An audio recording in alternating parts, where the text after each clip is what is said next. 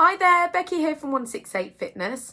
Over the past couple of weeks, I've been giving you some action points to help you achieve your spring, summer health, fitness and weight loss goals.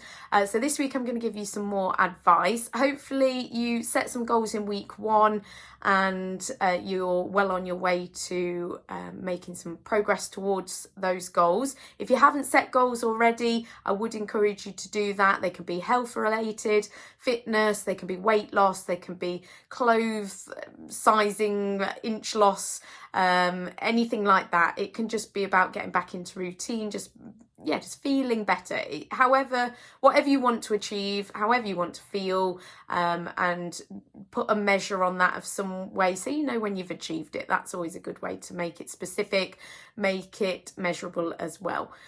So I've been giving you some top tips on how to probably most likely feel better, feel healthier, improve your well-being, general sort of advice.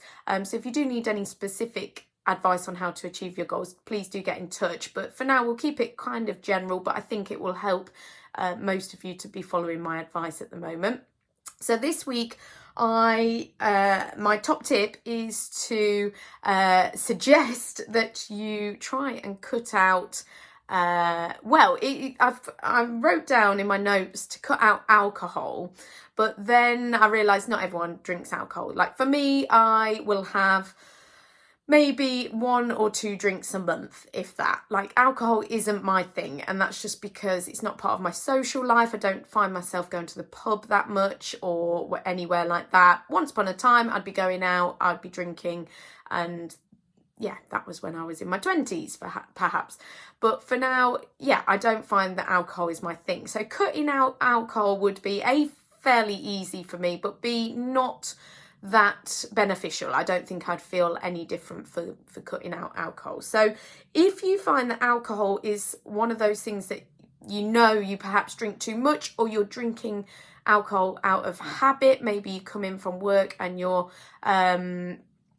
pouring yourself a glass of wine before you even really think about it, or you're having more than enough alcohol at the weekend, even if you're not drinking in the week, you sort of find yourself once a week having a hangover the next day, and that sort of then makes you you lose a day, or you making unhealthier choices and things on that hungover day, etc. Then if alcohol is your thing that you need to work on, then this that is what I want you to do. I want you to try and reduce your alcohol or cut it out completely. For me, if I want to really feel like I have achieved something, or like my personality is kind of all or nothing, so if I was going to reduce my alcohol, I'd probably just cut it out completely.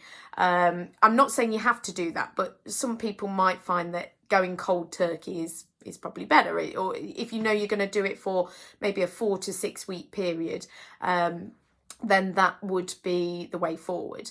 I'm not saying you have to cut it out forever, but you might find after those 4 to 6 weeks that actually you think, I don't miss it, I don't really want it anymore. So it could be a little bit of a challenge for you, and that could be what you do. But if alcohol isn't really your vice, perhaps maybe chocolate is, or biscuits, or cake, or once upon a time my vice was pick a mix. I would find any excuse to have some pick a mix.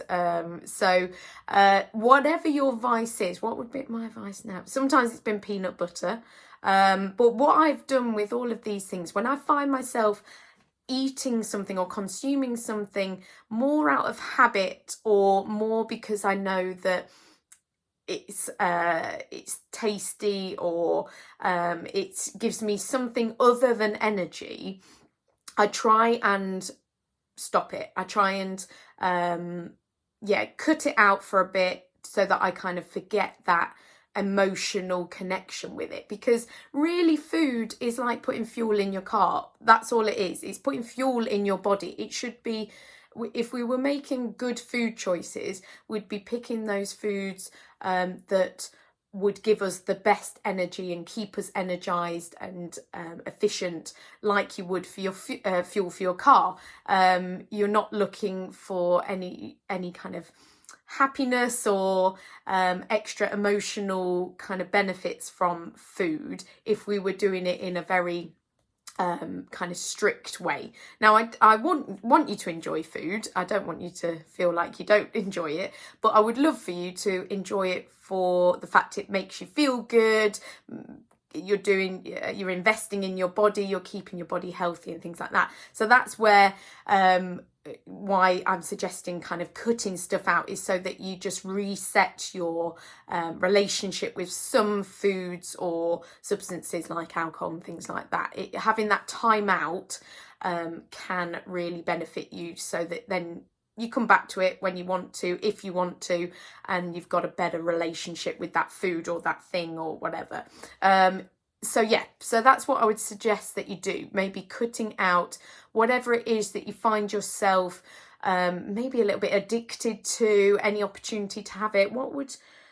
Trying to think what mine could be at the moment. I'm not saying I'm perfect by any means, but I would probably say mine is, it sounds a bit ridiculous, but mine would be kind of, what would mine be?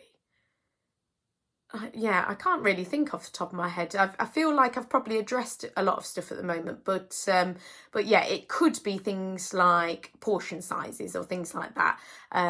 That's a little bit harder to do because you can't cut out stuff. So, but it could be things like I got used to having fruit after dinner.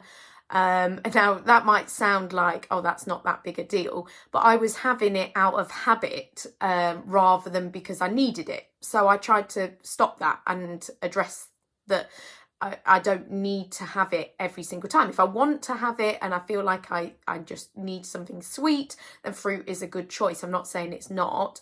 But I don't want to be having a fruit salad, making the fruit salad or having the fruit after dinner just for the sake of it. And just because it's there. That's not a good relationship with any kind of food, whether it's healthy or not. So this week I would like you to sort of think of what maybe your food or if it's alcohol or whatever, what your vice is, what you find yourself sort of reaching for in an evening, when subconsciously or just not consciously thinking about what you're eating or consuming, and how we can cut that out and just try and stop it completely if you can, or if you need to just reduce it first of all, then that could be the way forward. But I'm sure most people would benefit from doing that this week. So see how you get on with that. Ask me any questions if you need to, and I'll see you next week for some more top tips.